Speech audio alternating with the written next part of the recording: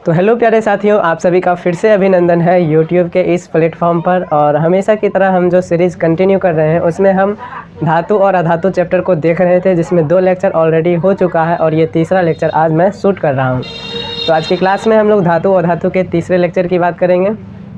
तो एक motivational line के साथ आज की क्लास को भी हम लोग कंटिन्यू करेंगे।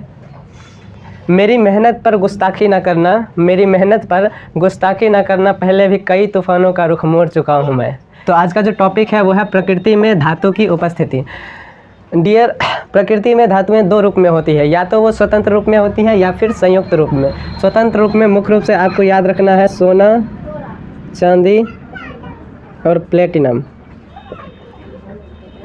संकेत सोना का AU, चांदी का AG और प्लेटिनम का PT। ये तीनों मुख्य रूप से स्वतंत्र रूप में पाए जाते हैं। संयुक्त रूप में जो होता है पृथ्वी के नीचे ये जो धातु हैं संयुक्त रूप में खनिज के रूप में पाई जाती है। देखो, खनिज का अगर कोई हमसे डेफिनेशन पूछेगा तो हम क्या बोलेंगे? एक ऐसा पदार्थ जो पृथ्वी के नीचे पाया जा रहा है या भूपर्पटी में पाया जा रहा है, जिसमें धातु की मात्रा उपस्थित है, उसे हम लोग खनिज बोलते हैं।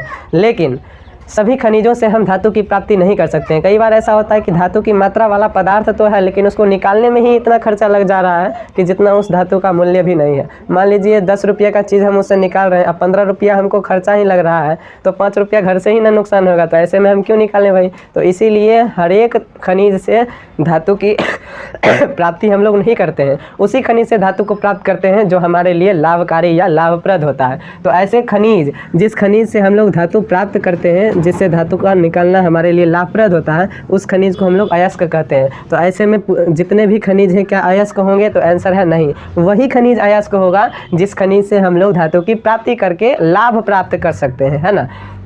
तो एक स्टेटमेंट यहाँ पर लिख देंगे क्या लिख देंगे कि सभी खनिज अयस्क नहीं होते, सभी खनिज अयस्क नहीं होते। ओके, किंतु देखिए जितने भी अयस्क होंगे ये कहीं ना कहीं तो खनिज ही है, एक ऐसा खनिज जिससे धातु निकाल रहे हैं। लेकिन सभी अयस्क क्या है? खनिज तो है, पर सभी खनिज अयस्क नहीं है। वही खनिज अयस्क है जिससे धातु निकालना आसान है।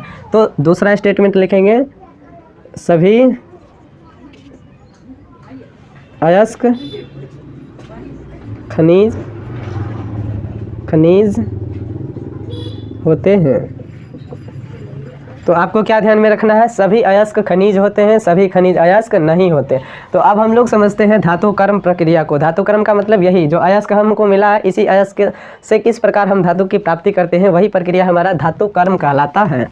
इसको मेटलर्जी भी बोला जाता है। तो मेटलर्जी एक्चुअली होता क्या है? जो अयस्क हम जो निकालते हैं, देखो पृथ्वी के नीचे ऐसा खनिज जिससे कि धातु को प्राप्त करना क्या है? लाभकारी है, उसको अयस्क बोलते हैं। उस अयस्क से धातु को प्राप्त करने की पूरी जो प्रक्रिया है, उस पूरी प्रक्रिया को हम लोग धातु कर्म कहते हैं। तो धातु कर्म और कुछ भी नहीं है, अयस्क से धातु प्राप्त करने की प्रक्रिया धातु कर्म कहलाती है। धातु कर्म का मतलब अयस्कों से धातु प्राप्त करने की जो संपूर्ण प्रक्रिया है उसे हम लोग क्या बोलते हैं? धातु कर्म बोलते हैं, मेटलर्जी बोलते हैं। ओके, अब इसके कुछ स्टेप्स हैं कि कैसे हम एक अयस्क से धातु की प्राप्ति करेंगे। तो इसके लिए सबसे पहले अयस्कों का सांद्रण करना पड़ता है। अब अयस्क में मिट्टी, बालू, कंकर के कण मिल सकते हैं, क्योंकि मिट्टी से, भूपर्पटी से हम लोग प्राप्त करते हैं।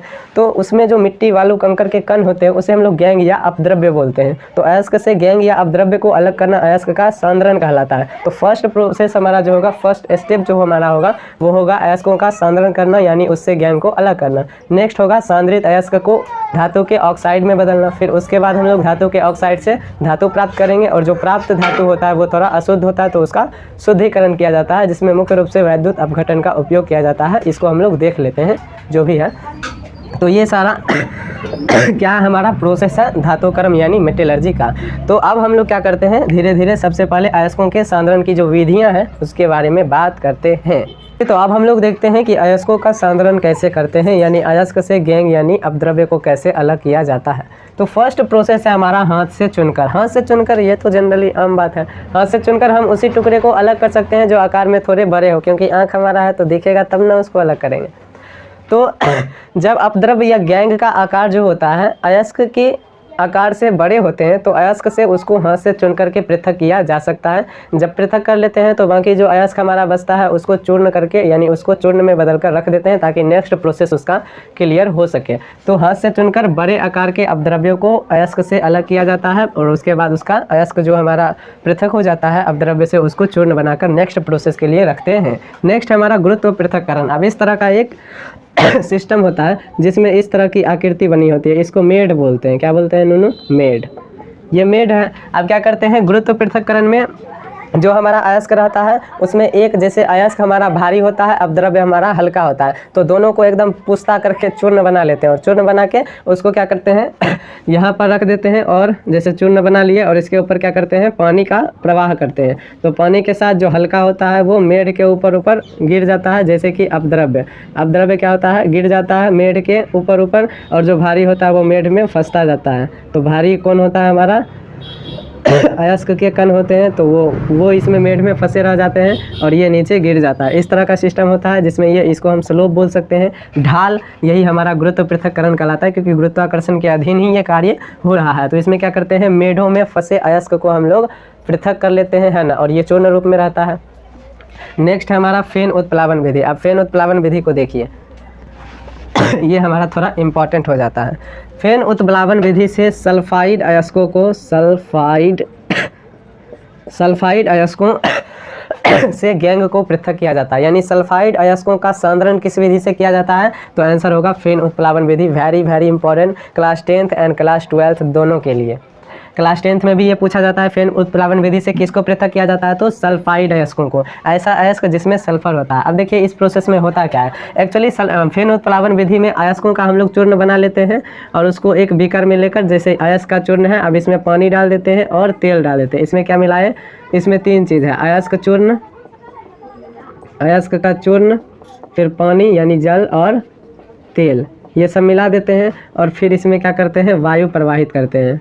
इधर से वायु का प्रवाह, वायु को इसमें डालकर इसको आलोड़ित किया जाता है, यानी खूब घुमाया जाता है, छबाछब किया जाता है, समझे। तो आलोड़ित इससे करते हैं, वायु का प्रवाह इसमें आता है और खूब जब ये डोलता है जी यहाँ पर झाग बन जाता है। झाग माने फेना बन जाता है। और फेना के साथ चूँकि अयस्क के जो कण होते हैं वो हल्के होते हैं तो फेना के साथ अयस्क के कण हो जाते हैं। अब इस फेना को क्या करते हैं काच करके अलग कर लेते हैं और इसमें अम्ल मिला देते हैं तो फेना गायब हो जाता है। अम्ल मिलाने से फेना गायब हो जाता है और अयस्क के चूर्ण हमें प्राप्त हो जाते हैं और जो भी गैंग होता है वो नीचे इसमें बैठ जाता है। फेना के साथ अयस्क के चूर्ण अलग हो जाते हैं। तो इम्पॉर्टेंट क्या था हमारे लिए कि फेन उत्प्लावन विधि से किसका हम लोग पृथक्करण करते हैं? तो सल्फाइड अयस्कों का। नेक्स्ट है हमारा चौथा गलनिक पृथक्करण विधि। किताब पढ़िएगा तो उसमें इतना थ्योरी है कि आपका दिमाग उत्तर दक्षिण पूर्व पश्चिम जाना शुरू कर देगा। तो थोड़ा थोड़ा पढ़ लीजिए ताकि एग्जाम में बना पाइएगा, है ना। ऐसे ही चित्र उत्र बना दीजिएगा जिसका बना रहे हैं, नंबर ऐसे ही मिलता है। चित्र उत्र देख लेता है तब नंबर देता है, समझे। अब गलनिक पृथक्करण विधि की बात करें तो देखिए गलनिक से आपको याद रखना होगा गलनांक आपको पता है? नहीं पता है तो देख लो नूनू। ठोस को द्रव में बदलते हैं तो गल जाता है। जिस ताप पर ठोस द्रव में बदलता है वही इस ठोस का क्या कहलाता है? द्रवनांक कहलाता है, या द्रवनांक का ही दूसरा नाम होता है गलनांक। ओके बच्चा बाटी, तो देख लिए जब अयस्क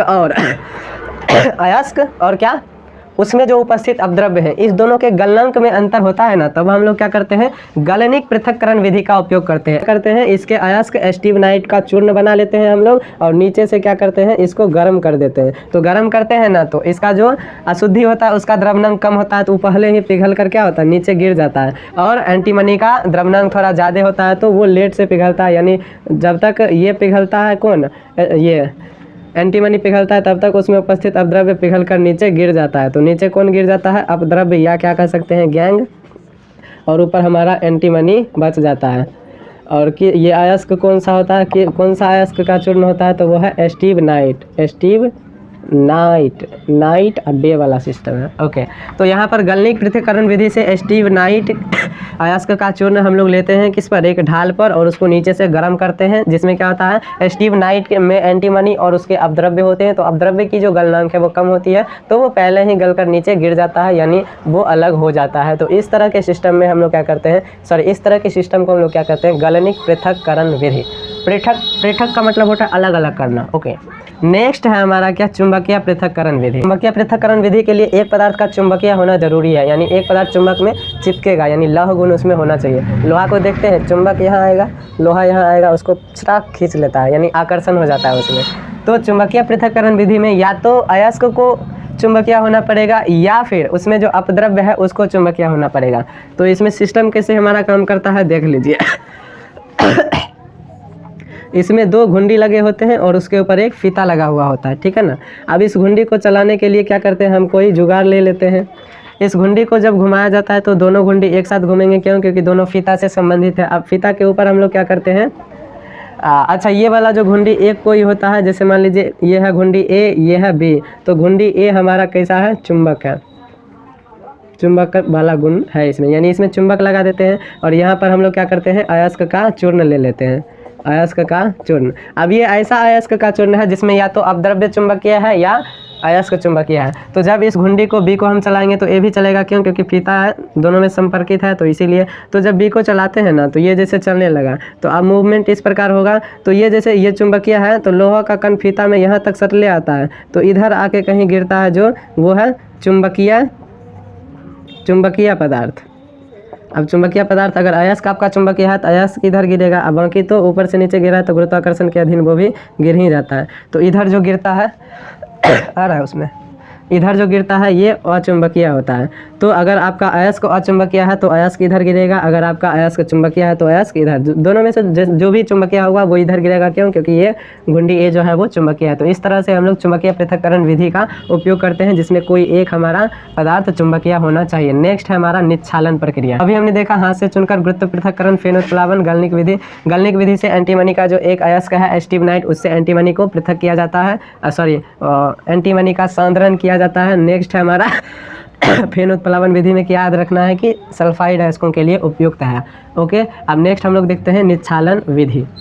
ओके, तो अब हम लोग देखते हैं निच्छालन प्रक्रिया को। तो निच्छालन जो होता है हमारा, ये बेसिकली ऐसे अयस्कों से अपद्रव्यों को अलग करने की विधि है, यानी ऐसे अयस्कों के सांद्रण की विधि है जिसमें क्या होता है, अयस्क और उसके अपद्रव्य के रासायनिक गुण अलग अलग होते हैं।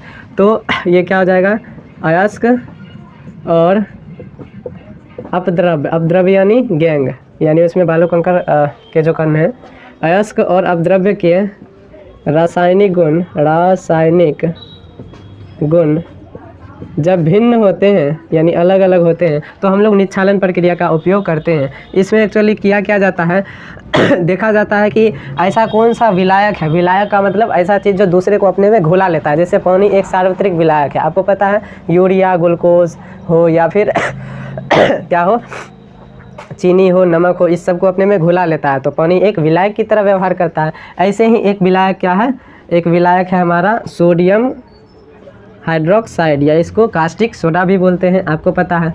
ये एक ऐसा विलायक है जो Al2O3 और SiO2 को अपने में घुला लेता है। ओके, तो देखिए यहाँ पर, तो निच्छालन प्रक्रिया में ऐसे अयस्कों का सांद्रण होता है जिसमें अयस्क और अपद्रव्य के रासायनिक गुण अलग अलग होते हैं। इसमें अयस्क जिस भी विलायक में घुल सकता है, जिसमें कि सिर्फ अयस्क घुल सकता है, अपद्रव्य नहीं घुल सकता है, उसमें हम लोग क्या करते हैं, अयस्क और उसके जो अपद्रव्य है दोनों का चूर्ण बनाकर उसमें घुला देते हैं। तो घुलाने से क्या होता है, अयस्क क्या होता है, घुल जाता है और अपद्रव्य नहीं घुलता है। तो अच्छी तरह से मिलाने से अपद्रव्य को हम लोग क्या करते हैं, छान कर अलग कर लेते हैं, और जो हमारा द्रव्य बचा हुआ है उसमें हमको घुला हुआ क्या मिल जाता है, हमारा अयस्क मिल जाता है। फिर बाद में प्रोसेस करके हम लोग घुलित जो अयस्क है, अयस्क का चूर्ण है, उसको अलग कर लेते हैं। तो इस प्रक्रिया में हम लोग क्या करते हैं, अयस्क का चूर्ण बनाते हैं जिसमें अपद्रव्य भी है, और उसको एक उचित विलायक में घोलते हैं जिसमें विलय हो जाता है कौन, अयस्क, और अविलय रहता है हमारा अपद्रव्य, और अपद्रव्य को छानकर अलग कर लेते हैं। यही प्रक्रिया हमारा निच्छालन कहलाता है। और ये जो घुला हुआ अयस्क है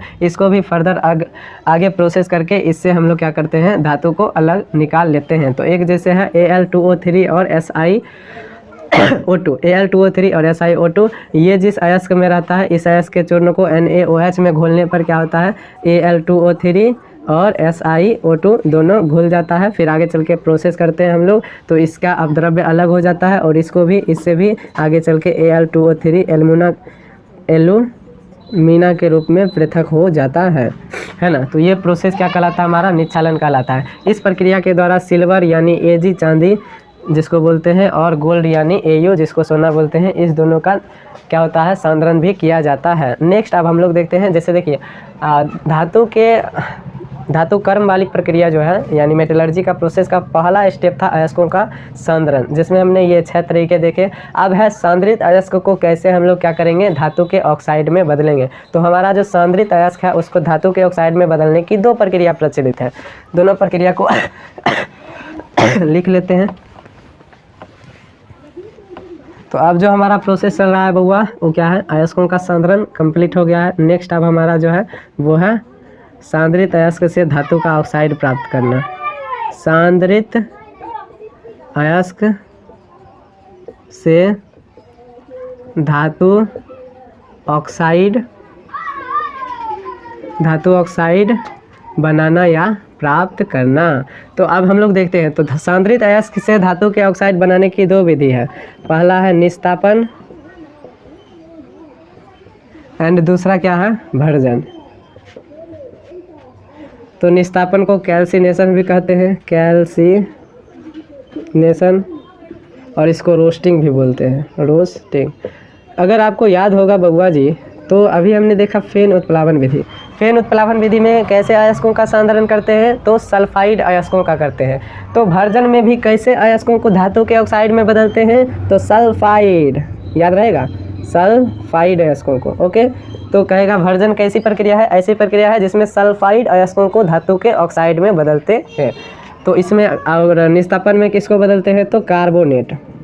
जो कार्बोनेट हमारा है, जैसे यहाँ पर कैल्शियम कार्बोनेट एक उदाहरण ले लीजिए, और यहाँ पर जैसे जिंक सल्फाइड ले लीजिए। तो जिंक सल्फाइड, इसी का दूसरा नाम जिंक ब्लेड भी है, जिंक ब्लेड, जो कि क्या है, जिंक का अयस्क है। और ये कैल्शियम कार्बोनेट जिसका दूसरा नाम चूना, संगमरमर, बहुत कुछ है। तो देखिए, तो निस्तापन एक ऐसी प्रक्रिया है जिसमें सांद्रित अयस्क, जिसमें ऐसा सांद्रित अयस्क जिसमें कार्बोनेट उपस्थित होता है, उससे हम लोग धातु के ऑक्साइड बनाते हैं। और भर्जन एक ऐसी प्रक्रिया है जिसमें सल्फाइड अयस्कों के सांद्रण से हम लोग धातु के ऑक्साइड बनाते हैं। तो देखो, इसमें कार्बोनेट है तो इसमें ऑक्सीजन पहले से है, इसलिए निस्तापन एक ऐसी प्रक्रिया है जिसमें सांद्रित अयस्क को गर्म, सांद्रित अयस्क जो है हमारा, देखो सांद्रित अयस्क, इसको ऑक्सीजन की अनुपस्थिति में गर्म करते हैं और धातु का ऑक्साइड मिलता है। ठीक है ना। अनुपस्थिति में आप रटे होंगे, क्यों करते हैं, क्योंकि देखो भैया यहाँ ऑक्सीजन पहले से है, कार्बोनेट है तो CO3 क्या होता है, कार्बोनेट, तो ऑक्सीजन तो इसमें पहले से है। इसीलिए निस्तापन प्रक्रिया में सांद्रित अयस्क को ऑक्सीजन की अनुपस्थिति में हम लोग गर्म करते हैं, इसीलिए क्योंकि कार्बोनेट में ऑलरेडी ऑक्सीजन है। तो धातु के ऑक्साइड बनाने के लिए तो ऑक्सीजन चाहिए ही, जो कि पहले से है। लेकिन यहाँ सल्फाइड है और धातु का जिंक का जैसे हमको क्या बनाना होगा, ऑक्साइड बनाना होगा, तो यहाँ पर ऑक्सीजन है ही नहीं। इसलिए भर्जन एक ऐसी प्रक्रिया है जिसमें धातु को, सांद्रित अयस्क को ऑक्सीजन की उपस्थिति में गर्म करते हैं ताकि धातु का ऑक्साइड बन सके। तो इसमें क्या करते हैं, सांद्रित अयस्क प्लस ऑक्सीजन, इसको ऑक्सीजन की उपस्थिति में गर्म करते हैं और धातु का ऑक्साइड बनाते हैं। ओके, तो अब इसका डेफिनेशन हम लोग देखते हैं। तो निस्तापन एक ऐसी प्रक्रिया है जिसमें सांद्रित अयस्क को ऑक्सीजन की अनुपस्थिति में गर्म करके धातु का ऑक्साइड बनाया जाता है। इसमें कार्बोनेट अयस्कों का उपयोग होता है धातु का ऑक्साइड बनाने में। और भर्जन एक ऐसी प्रक्रिया है जिसमें सांद्रित अयस्क को ऑक्सीजन की उपस्थिति में गर्म करके धातु का ऑक्साइड प्राप्त किया जाता है। इसमें सल्फेट अयस्कों का जो है, अयस्कों को गर्म करके धातु का ऑक्साइड बनाया जाता है। तो इसमें अंतर क्या हो जाएगा, इसमें ऑक्सीजन की अनुपस्थिति में, इसमें ऑक्सीजन की अनुपस्थिति में धातु अयस्क को, सांद्रित अयस्क को गर्म किया जाता है। और इसमें इधर क्या हो जाएगा, इसमें O2 की उपस्थिति में सांद्रित अयस्क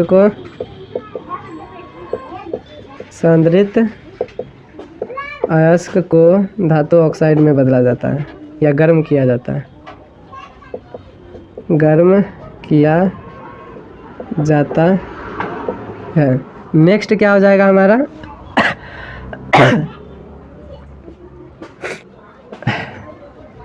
इस प्रक्रिया से यानी निस्तापन से कार्बोनेट, देखो धातु की ऑक्सीजन की अनुपस्थिति है तो कार्बोनेट, इस प्रक्रिया से कार्बोनेट अयस्कों को गर्म किया जाता है, को गर्म किया जाता है। और इसमें क्या हो जाएगा, इस प्रक्रिया में सल्फाइड अयस्क को गर्म किया जाता है। ओके, तो निस्तापन और भर्जन में अगर अंतर पूछे तो ये दो लिख दीजिएगा, है ना। बहुत ही आसान और निहत्ता आसान है कि नहीं। अब हम लोग नेक्स्ट देखते हैं कि धातु का ऑक्साइड अगर हमें प्राप्त हो गया, अब धातु के ऑक्साइड से धातु को कैसे हम लोग पृथक करते हैं, इसको हम लोग देख लेते हैं। धातु के ऑक्साइड से धातु कैसे प्राप्त करेंगे, तो मान लीजिए जो हमारा धातु का ऑक्साइड है, अब देखिए धातु का ऑक्साइड से धातु प्राप्त करने के लिए ना क्या होता है, हमको अवकारक की ज़रूरत पड़ती है। किसकी, अवकारक की। कैसे, मान लो एक धातु हमारा ले लेते हैं ZnO और यहाँ पर अवकारक हम ले लेते हैं कार्बन। अब क्यों लिए ये आपको पता चल जाएगा। देखो धातु का ऑक्साइड है ना, तो इसका अवकारक का उपयोग क्यों करते हैं। देखो धातु के ऑक्साइड से धातु प्राप्त करना है, यानी कि इससे ऑक्सीजन को अलग करना है। ऑक्सीजन का हटना क्या कहलाता है, अवकरण। और जो अवकरण करवाएगा उसका तो ऑक्सीकरण हो जाएगा ना। देखो यहाँ पर जो प्रक्रिया होगा तो Zn को अलग कर देगा और CO यानी कार्बन मोनोऑक्साइड बनेगा। तो देखो यहाँ कार्बन है और इसके साथ ऑक्सीजन जुड़ा, तो कार्बन का क्या हुआ, ऑक्सीकरण। और जिसका ऑक्सीकरण होता है वो क्या कहलाता है, अवकारक। अगर कार्बन नहीं हो तो इसे ऑक्सीजन नहीं छीन पाएगा, तो जिंक हमारा अलग होगा, नहीं होगा। तो इसीलिए इसमें क्या होता है, धातु के ऑक्साइड से धातु को प्राप्त करने के लिए हमको किसकी ज़रूरत होती है भैया, अवकारक की। तो अब किसके लिए कौन सा अवकारक का ज़रूरत होता है ये आपको ध्यान में रखना है। तो जैसे जिंक ऑक्साइड और जैसे जिंक ऑक्साइड हो गया हमारा, लेड का ऑक्साइड हो गया, है ना, Hg का ऑक्साइड हो गया, इस तीनों के लिए कार्बन अवकारक की ज़रूरत होती है। अब कई जगह पर कार्बन भी अवकारक के रूप में कार्य नहीं कर पाता है, तो वो उस जगह पर जैसे कि FeO यानी लोहे का, जैसे Fe2O3 लोहे का ऑक्साइड हो गया हमारा, है ना, जैसे क्रोमियम का ऑक्साइड, और एक है हमारा जैसे मैग्नीज का ऑक्साइड MnO3O4।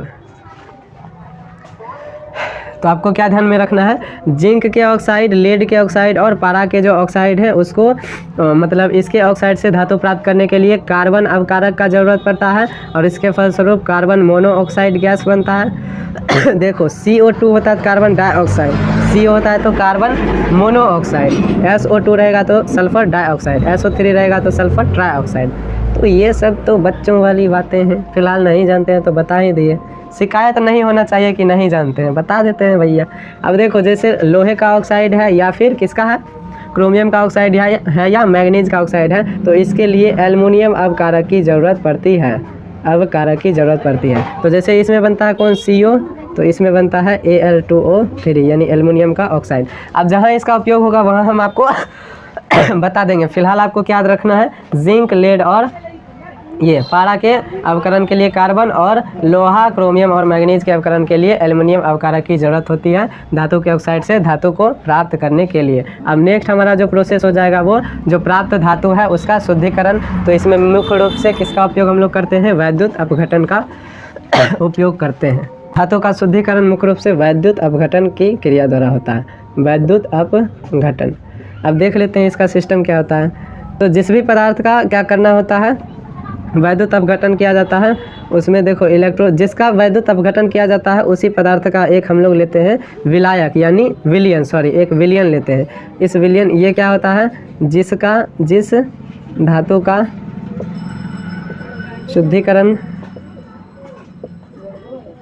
शुद्धिकरण करना होता है उसका विलयन, उसका क्या लेते हैं, विलयन, उसका क्या लेते हैं, विलयन लेते हैं। अब नीचे एक हमारा क्या होता है बैटरी होता है, एक बड़ा एक छोटा, एक बड़ा एक छोटा, एक बड़ा एक छोटा। तो एक तरफ बड़ा वाला एक तरफ छोटा वाला, जो बड़ा वाला होता है उसको हम लोग प्लस बोलते हैं, जो छोटा वाला होता है उसको हम लोग माइनस बोलते हैं। तो ये माइनस हो जाएगा, ये प्लस। जो प्लस से जुड़ा होता है उसको एनोड बोलते हैं जो माइनस से जुड़ा होता है उसको कैथोड बोलते हैं। उसको क्या बोलते हैं? कैथोड। तो देखो धातु जो है हमारा वो कैथोड पर प्राप्त होता है, कैथोड पर हमारा धातु प्राप्त होता है। और ये जो पदार्थ, ये जो धातु प्राप्त होता है ये शुद्ध होता है। ये धातु आता किससे है? इस विलयन से। और एनोड पर हमारा अशुद्ध कोई गैस या तत्व जो भी होगा वो प्राप्त होगा। तो मुख्य रूप से हमको क्या याद रखना है कि धातु के शुद्धिकरण में वैद्युत अपघटन का उपयोग करते हैं, जिसमें जिस धातु का हमको शुद्धिकरण करना होता है उस धातु के विलयन का उपयोग करते हैं। ये दो इलेक्ट्रोड लगे होते हैं, जो बैटरी के धनात्मक सिरा से जुड़ा होता है उसे एनोड कहते हैं, जो बैटरी के ऋणात्मक सिरा से जुड़ा होता है उसे कैथोड कहते हैं। वैद्युत अपघटन के फलस्वरूप शुद्ध धातु हमें कैथोड पर प्राप्त होते हैं। ओके बच्चों, तो नेक्स्ट अब हम लोग देखते हैं कुछ ऐसे धातुओं के बारे में जिसका निष्कर्षण हमारे लिए क्या है? इम्पॉर्टेंट है। ओके, तो पहले हम लोग 3 धातुओं को देखते हैं जिसका निष्कर्षण हमको देखना है। तो देखिए फर्स्ट हमारा जो धातु है वो है सोडियम। तो पहला है हमारा सोडियम। सोडियम के बारे में पता ही है आपको, सोडियम का संकेत क्या होता है? Na। इसकी परमाणु संख्या कितनी होती है? 11। अगर आप लिखना चाहते हैं तो लिख सकते हैं, बाकी उतना इंपॉर्टेंट नहीं है। आप साला परमाणु संख्या लिखो ही लिखो है, फालतू में काहे हम नंबर बढ़ा रहे हैं, उतना नहीं करना होता है। तो जैसे सोडियम, तो सोडियम किससे एक्सट्रैक्ट किया जाता है, किससे निकाला जाता है? Sodium chloride. ये क्या है? साधारण नमक है। अब कैसे करते हैं? तो इसका सिंपल विद्युत अपघटन से निकाला जाता है। तो विद्युत अपघटन के लिए क्या करते हैं? इसके विलयन को लेंगे तो इसके, अच्छा देखिए इसके जलीय विलयन को हम लोग नहीं ले सकते हैं। क्यों नहीं ले सकते हैं? क्योंकि सोडियम क्लोराइड आपको पता है H2O से रिएक्शन करेगा तो क्या होगा? NaOH का बना लेगा और H2 बना देगा। तो ये H2 क्या? गैस का निर्माण कर देगा। हम लोग क्या करते हैं? एक विलयन तैयार करते हैं जिसमें क्या होता है? NaCl यानी ये होता है और इसके साथ CaCl2 होता है। CaCl2 यानी कैल्शियम क्लोराइड। आपको पता है ये क्या? प्रस्वेद लवण है। बता रखे हैं अम्ल भस्म और लवण चैप्टर में ही। आप भूल जाते हैं पर मैं नहीं भूलता हूँ, हम किसी को नहीं भूलते हैं, समझते हैं। तो यहाँ पर क्या करेंगे हम लोग? वही वाला सिस्टम वैद्युत अपघटन में जो आपको बताया, 2 इलेक्ट्रोड ले लेंगे और दोनों को क्या करेंगे? बैटरी के सिरे से जोड़ देंगे। तो बैटरी के सिरे से जब जोड़ेंगे तो माइनस से जो जुड़ेगा उसको बोलेंगे कैथोड और प्लस से जो जुड़ेगा उसको बोलेंगे एनोड। और नहीं तो दोनों का नाम एक ही है, इलेक्ट्रोड। अब विलयन में क्या किए हम लोग? NaCl के साथ CaCl2 को मिला लिए। CaCl2 क्यों मिलाएं? ताकि NaCl का क्या हो? द्रव्यनांक भी कम हो जाए, यानी कम में गर्म करें और ये टूट कर क्या हो? तो जो धातु है वो हमें कहाँ पर प्राप्त होता है? कैथोड पर। आपको बता रखे हैं। तो कैथोड पर हमें Na यानी सोडियम धातु प्राप्त हो जाएगा। ठीक है ना। मेन है कि इसमें कौन सा लवण मिलाते हैं? CaCl2। अच्छा, इसमें जल क्यों नहीं मिलाएंगे? जल मिलाएंगे तो आपको पता है टूट जाएगा और NaOH बन जाएगा और क्या बनेगा? H2। तो कैथोड पर जहाँ हमको Na मिल रहा है, यहाँ कैथोड पर हमको H2 मिल जाएगा। कब? जब सोडियम क्लोराइड के जलीय विलयन का उपयोग करेंगे। ओके, नेक्स्ट है हमारा क्या? जिंक। जिंक का संकेत, जिंक या जस्ता जो बोलते हैं हम लोग, इसका संकेत क्या होता है? Zn। अब इसका एक है अयस्क का नाम जिंक ब्लेड और दूसरा है जिंक कैलेमाइन। एक्चुअली कैलेमाइन रहता है लेकिन हम एक के साथ लिखते हैं ताकि हमको ध्यान में रहे कि कैलेमाइन जिंक का है, इसीलिए एक ही साथ याद रखते हैं जिंक कैलेमाइन। क्योंकि ये पूछा भी जाता है कि जिंक ब्लेड किसका है, जिंक कैलेमाइन किसका अयस्क है, तो हम एक ही साथ याद रखते हैं जिंक कैलेमाइन। और एक जो हमारा होता है जिंकाइड, जिसका संकेत क्या होता है? ZnO। तो हमको देखना है किससे? जिंक ब्लेड से और जिंक कार्बो नेट, यानी जिंक ब्लेड और जिंक कैलेमाइन से किस तरह से हम लोग धातु का निष्कर्षण करते हैं। तो देखिए सबसे पहले इसका क्या करेंगे? सांद्रण कर लेंगे और सांद्रण से हमको ZnS प्राप्त होगा। तो ये एक सल्फाइड है और सल्फाइड है तो इसमें हमको धातु के ऑक्साइड करने के लिए ऑक्सीजन चाहिए होगा और इसको गर्म करेंगे तो धातु के क्या बनेंगे?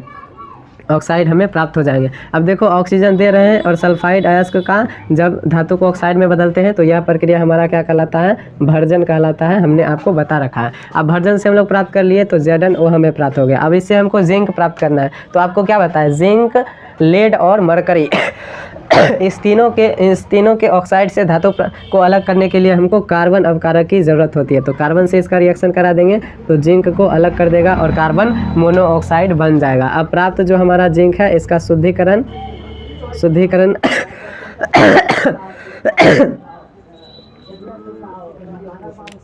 इसका शुद्धिकरण वैद्युत अपघटन विधि से होता है। वैद्युत अपघटन विधि से कर लिया जाता है। ठीक है ना। तो ये हो गया जिंक ब्लेड से किस प्रकार हम लोग जिंक का प्राप्ति करेंगे। नेक्स्ट है हमारा जिंक कैलेमाइन से। अब जिंक कैलेमाइन क्या है? कार्बोनेट अयस्क। तो इसका जो निष्कर्षण होगा उसमें हम लोग देखो जिंक का एलेमाइन हम लोग ले लिए, तो इससे धातु के ऑक्साइड प्राप्त करने के लिए बिना ऑक्सीजन के ही यानी ऑक्सीजन की अनुपस्थिति में ही गर्म करेंगे तो हमारा क्या प्राप्त हो जाएगा, जिंक ऑक्साइड और CO2। यह प्रक्रिया हमारा क्या कहलाएगा, निस्तापन। ऑक्सीजन की अनुपस्थिति में निस्तापन, या कार्बोनेट है तो निस्तापन। अब निस्तापन से हमको जिंक ऑक्साइड प्राप्त हो जाएगा, फिर कार्बन की मदद से इसको अपघृत कर देंगे और जिंक और कार्बन मोनोऑक्साइड प्राप्त हो जाएगा। अब जो जिंक है इसका शुद्धिकरण हम लोग किससे कर लेंगे, शुद्धिकरण वैद्युत अपघटन विधि से। किस विधि से, वैद्युत अपघटन विधि से इसका क्या कर लेंगे, शुद्धिकरण। तो दोस्त इसको आपको ध्यान में रखना है। ओके, तो इसको हमने देख लिया, ठीक है ना। अब हम लोग देखते हैं पारा, यानी जिसको मरकरी भी बोलते हैं। यह एक ऐसा धातु है जो कमरे के ताप पर द्रव अवस्था में होता है। ये भी आपको बता रखे हैं, याद नहीं है वो अलग बात है, ठीक है ना। तो इसका जो एक मुख्य अयस्क है वो है सिनेबार, जिसका संकेत होता है Hgs। आपको पता है सिंदूर जो होता है, सिंदूर, उसका भी यही नाम है, सिनेबार, उसी का रासायनिक नाम है सिनेबार। तो हमको एक टीचर पूछ दिए थे कि केमिस्ट्री पढ़ता है तो बताओ सिंदूर का सूत्र क्या होता है। हम मुँह बा दिए थे, आपको मुँह नहीं बना है, आपको बताना है Hgs। सिनेबार का ही दूसरा नाम क्या है, सिंदूर है। तो ध्यान से देखो बच्चा, तो सिनेबार क्या है, Hgs। तो पहले तो इसका हम लोग क्या कर लेंगे, सांद्रण कर लेंगे, और उसके बाद ये क्या है, सल्फाइड अयस्क है, तो ऑक्सीजन की उपस्थिति में गर्म करेंगे तो क्या प्राप्त होगा हमारा, यहाँ लिख दें, इधर लिख देते हैं। पारा का जो संकेत होता है वो Hg होता है। मुख्य अयस्क क्या है, Hgs, सिनेबार या सिंदूर। इसको क्या करेंगे, ऑक्सीजन की उपस्थिति में गर्म करेंगे तो Hg का क्या बन जाता है, ऑक्साइड और सल्फर डाइऑक्साइड बन जाता है। तो HgO जो बनता है इसका भी पृथक्करण हम लोग कार्बन की मदद से ही करते हैं। तो कार्बन से जब हम इसका रिएक्शन कराएंगे तो ये हमारा अलग हो जाएगा। अब Hg का हम लोग वैद्युत अपघटन कर लेंगे और इसको शुद्ध कर लिया जाएगा। वैद्युत अपघटन विधि द्वारा शुद्धिकरण, और इस प्रकार से हमें Hg प्राप्त हो जाएगा।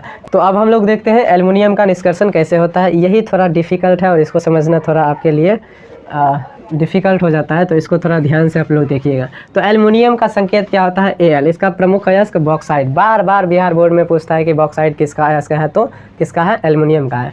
तो एल्युमिनियम का संकेत एक्चुअली सूत्र होता है Al2O3। Al2O3 को बॉक्साइट, कोरंडम या एल्यूमिना भी बोलते हैं। बॉक्साइट के लिए अलग से कभी कभी 2H2O भी लिख देता है। तो Al2O3 लिखे, वो क्या है, बॉक्साइट, कोरंडम या एल्यूमिना का क्या है, सूत्र है। और उसके बाद एक जो दूसरा अयस्क है इसका वो है क्रायोलाइट, जिसका सूत्र होता है Na3Al(F6), है ना। तो प्रमुख रूप से बॉक्साइट से ही क्या होता है, एल्युमिनियम का निष्कर्षण होता है।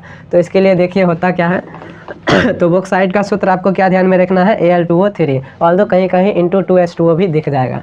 तो जब क्या करते हैं, बॉक्साइट को सोडियम कार्बोनेट के साथ गर्म करते हैं, बॉक्साइट को सोडियम कार्बोनेट के साथ गर्म करते हैं तो सोडियम एल्यूमिनेट बनता है। सोडियम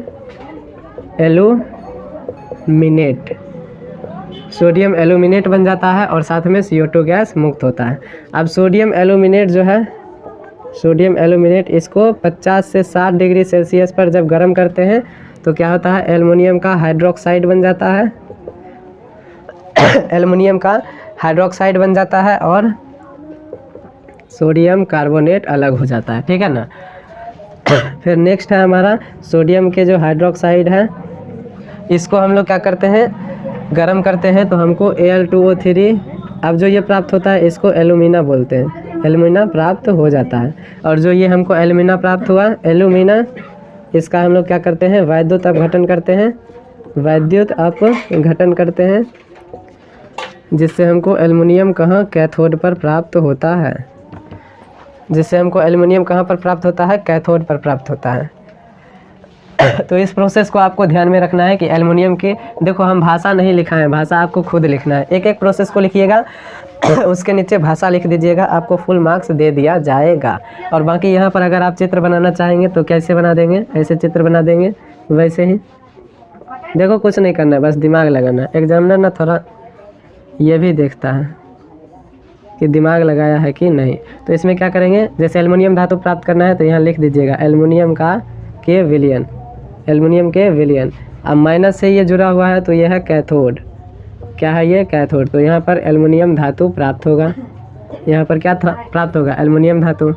और यह है एनोड, ये क्या है, एनोड। तो एनोड पर जो भी प्राप्त हो उससे हमको नहीं मतलब है, कैथोड पर हमको एल्युमिनियम धातु प्राप्त होगा। अगर आप जानना चाहते हैं तो Al2O3 ये किससे बनता है, एल्युमिनियम और ऑक्सीजन के बीच रिएक्शन से बनता है Al2O3। Al2O3 कैसे, तो देखो Al और ऑक्सीजन, ऑक्सीजन की संयोजकता 2, एल्युमिनियम की 3, जब क्रॉस करते हैं तो क्या होता है Al2O3, तो इस प्रकार बनता है। ये सब तो आप बता दिए हैं तो बार बार नहीं बता रहे हैं आपको। तो एल्युमिनियम और ऑक्सीजन, तो एल्युमिनियम हमको कैथोड पर प्राप्त हो गया, तो ऑक्सीजन हमको कहाँ प्राप्त हो जाएगा, एनोड पर। तो अगर ज़्यादा डिटेल करिएगा तो ये चित्र बनाकर आप इसको भी ऐड कर सकते हैं। अब हम लोग देखते हैं धातु के संक्षारण को, और एक आध टॉपिक है जिसके बाद हमारा ये चैप्टर कंप्लीट हो जाएगा। ध्यान में आपको रखना है कि Al2O3 यही क्या है बॉक्साइड का भी सूत्र है, इंटू 2s2o लगा देंगे तो यही क्या है, एल्युमिनियम भी है, यही क्या है, कोरंडम भी है। और एक नेक्स्ट है हमारा Na3Al(F6), ये हमारा क्रायोलाइट हो जाता है, जो क्या है, एल्युमिनियम का ही अयस्क है। अब क्या करते हैं, बॉक्साइड को जब हम लोग रिएक्शन कराते हैं तो हमको एल्युमिना प्राप्त होता है, यानी NaAlO2, तो एल्युमिना प्राप्त होता है और साथ में CO2 गैस मुक्त होता है। एल्युमिना को जब हम लोग क्या करते हैं, गर्म करते हैं 50 से 60 डिग्री सेल्सियस पर, तो हमको क्या होता है, एल्युमिनियम का हाइड्रोक्साइड प्राप्त होता है, और यही सोडियम कार्बोनेट अलग हो जाता है। अब जो हमारा एल्युमिनियम क्या है, हाइड्रोक्साइड है, इसको जब हम लोग क्या करते हैं, फर्दर गर्म करते हैं तो हमको Al2O3 प्राप्त होता है, जो कि क्या है, एल्युमिना है। अब यही एल्युमिना का हम लोग कराते हैं वैद्युत अपघटन, वैद्युत अपघटन। तो ये बना है एल्युमिनियम से और ऑक्सीजन से, और धातु हमें कहाँ प्राप्त होते हैं, कैथोड पर। तो ये कैथोड पर प्राप्त होता है और ऑक्सीजन हमारा एनोड पर प्राप्त होता है। अगर इसका आप चित्र बनाना चाहेंगे तो इस प्रकार आप इसका चित्र भी बना सकते हैं। एक को आप क्या करेंगे, छोटका से जोड़ देंगे, और एक बड़ा वाला रहेगा, तो बड़ा वाला हमारा प्लस होता है, छोटा वाला माइनस, तो माइनस क्या हो जाएगा, कैथोड, और बड़ा वाला क्या हो जाएगा, एनोड। तो कैथोड पर एल्युमिनियम और एनोड पर ऑक्सीजन। इस तरह अगर आप बना देते हैं तो आपको नंबर दे दिया जाएगा। नेक्स्ट अब हम लोग देखते हैं। ओके, तो अब हम लोग समझते हैं धातु के संक्षारण के बारे में। तो जैसे लोहा ही है हमारा, उसको हम भिंगा करके क्या करते हैं, अगर छोड़ देते हैं खुले वायु में, तो कुछ दिनों के बाद देखते हैं उसके ऊपर भूरे रंग का जंग लग जाता है। तो जंग जब लगता है तो उसको हटाते तो लोहा का क्या, क्षय हो जाता है, यानी उसके ऊपर जब परत का निर्माण होता है तो उसका धीरे धीरे क्षय होने लगता है। यही प्रक्रिया धातुओं का क्या कहलाता है, संक्षारण कहलाता है। तो क्या लिखेंगे, धातु को जब नमी और हवा में खुला छोड़ देते हैं तो उसका क्षय होने लगता है, यही प्रक्रिया धातु का संक्षारण कहलाता है। जैसे लोहे के ऊपर कैसा परत चढ़ता है, भूरा रंग का परत चढ़ता है, जो कि उसका क्षय करता है। तो लोहे के जंग का रंग कैसा होता है, भूरा। जैसे कॉपर या तांबा की बात करें तो इसके जंग का रंग कैसा होता है, हरा होता है। अब इसका कारण आपको पूछे कि संक्षारण का कारण क्या है, तो नमी और ऑक्सीजन गैस, यानी पानी की कुछ मात्रा और हवा में ऑक्सीजन की उपस्थिति ही क्या करता है, किसी भी पदार्थ के संक्षारण या उसमें जंग लगने को प्रोत्साहित करता है। तो इसके उपाय क्या हो जाएंगे, उपाय में क्या लिखेंगे, नमी और ऑक्सीजन से बचाएंगे। तो बचाने के लिए उसकी हम लोग क्या कर सकते हैं, जो धातु है उसकी सतह को पेंट कर सकते हैं, यानी रंगाई कर सकते हैं, या विद्युत लेपन। विद्युत लेपन का मतलब होता है क्या करेंगे, उसका कैथोड बना लेंगे और विद्युत अपघटन प्रक्रिया के द्वारा उसके ऊपर क्या करेंगे, दूसरे धातु का परत चढ़ा देंगे, ऐसे धातु का जिसका कि क्षय नहीं होता है। तो विद्युत अपघटन प्रक्रिया द्वारा दूसरे धातु का लेप चढ़ाना विद्युत लेपन कहलाता है, जिसके माध्यम से हम धातु के संक्षरण को रोक सकते हैं। अब देखिए, जस्तीकरण का मतलब है कि विद्युत अपघटन के द्वारा जब जस्ते का हम लोग लेप चढ़ाते हैं तो वो जस्तीकरण कहलाता है, या उसी को गैल्वेनाइजेशन बोलते हैं। ये भी क्या है, धातुओं के संक्षारण को रोकने का उपाय है। नेक्स्ट है धातु द्वारा स्वयं रक्षा। एक जैसे एल्युमिनियम धातु है, ये क्या करता है, ऑक्सीजन की उपस्थिति में और नमी की उपस्थिति में क्या बना लेता है, Al2O3। तो एल्युमिनियम धातु के ऊपर Al2O3 नामक जंग का क्या एक परत चढ़ जाता है, और ये एक ऐसा है जो धातु के क्षय को रोकता है, ना कि उसको बढ़ाता है। तो कभी कभी ये जो परत चढ़ जाता है इसके बाद उसका क्षय रुक जाता है। तो धातु द्वारा स्वयं की रक्षा के लिए भी कभी कभी वो क्या करता है, खुद ही जंग बनाकर अपनी सुरक्षा कर लेता है। तो ये हमारा हो गया संक्षारण क्या होता है, उसके कारण क्या है, और संक्षारण को रोकने के क्या क्या उपाय हैं। अब जैसे कुछ हम लोग मिश्र धातुओं को देख लेते हैं। मिश्र धातु का मतलब है जब दो या दो से अधिक धातुओं को मिलाकर कोई एक पदार्थ बनता है तो उसको मिश्र धातु बोलते हैं।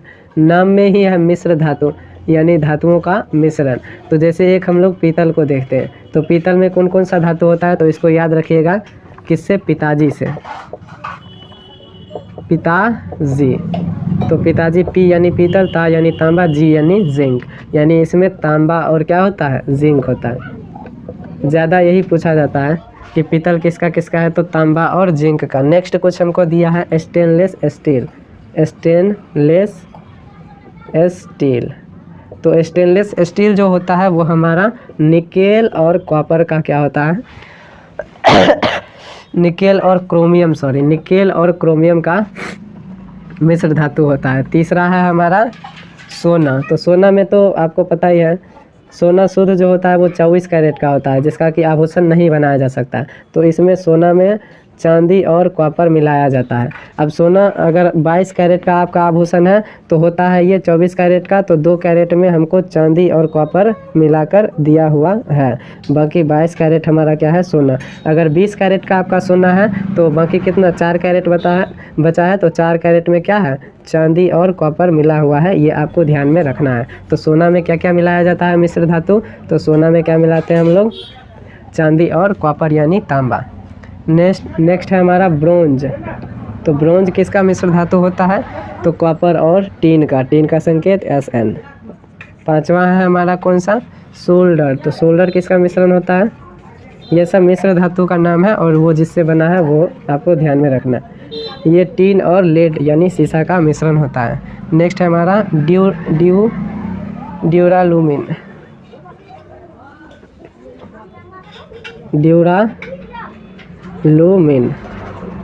तो ड्यूरालुमिन जो है हमारा, ये तो बहुत का दिया है, एल्युमिनियम, कॉपर,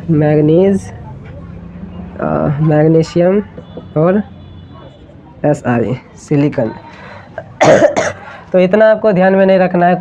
पीतल का ध्यान में रख लीजिए, सोना का ध्यान में रख लीजिए और स्टेनलेस स्टील का, बस इस तीनों का ध्यान में रख लीजिए, ज़्यादा आपको ध्यान में नहीं रखना है। अब एक है हमारा जैसे कि दिल्ली का लौह स्तंभ। तो दिल्ली का जो लौह स्तंभ है हमारा, आपको पता है अभी भी क्या है, वैसा का वैसा ही है जैसे वो पहले था। तो ऐसा इसलिए है, दिल्ली का जो लौह स्तंभ है, दिल्ली का लौह स्तंभ, उसमें क्या है, उसमें है पिटवा लोहा और इस्पात। पिटवा लोहा और इस्पात को मिला करके बनाया गया है कौन, दिल्ली का लौह स्तंभ। इसके ऊपर और भी कोई पदार्थ का लेप चढ़ा दिया गया है, जिससे अभी भी ये क्या है, वैसे का वैसा ही है जैसा इसको बनाया गया था। तो अभी तक इसका क्षरण या संक्षारण नहीं हुआ है। इसका कारण क्या है, ये मिश्र धातु है, इसके ऊपर कुछ लेप भी चढ़ाया हुआ है। तो आशा करते हैं कि ये वीडियो आपको पसंद आया होगा। एक थोड़ा सा एल्युमिनियम थर्मोक विधि थोड़ा सा रह गया था, उसको भी देख लीजिए। ऑक्साइड है हमारा, लोहे का ऑक्साइड Fe2O3। इसका अवकरण कराने के लिए हम लोग एल्युमिनियम का उपयोग करेंगे, तो लोहा हमारा अलग हो जाएगा और Al2O3 हमारा अलग हो जाएगा। ये जो लोहा है इसका उपयोग मशीन को भरने में, उसमें जो छोटा छोटा अगर छिद्र है तो मशीन के छिद्र को भरने में किया जाता है, या फिर पटरी जो है हमारा, पटरी के दरार को भरने में किया जाता है, पटरी के दरार को भरने में। और यह जो प्रक्रिया है यह कहलाता है एल्यूमिनोथर्मिक विधि। क्या कहलाता है नूनू, एल्यूमिनोथर्मिक विधि। तो आई होप कि जो ये धातु और अधातु नाम का चैप्टर है ये आपको समझ में आया होगा। थोड़ा सा ये वाला जो पार्ट है डिफ़िकल्ट हो गया, क्योंकि देखो कंटेंट ज़्यादा है, 3 वीडियो में ख़त्म करना और सबको क्लियर भी करना थोड़ा सा मुश्किल हो जाता है, पर मैं आपके लिए खड़ा हूँ हमेशा ही। तो आशा करता हूँ कि आपको ये वीडियो पसंद आया होगा। मिलते हैं नेक्स्ट वीडियो में, तब तक के लिए बाय बाय, जय हिंद। पढ़ते रहिए, मुस्कुराते रहिए, बाय बाय।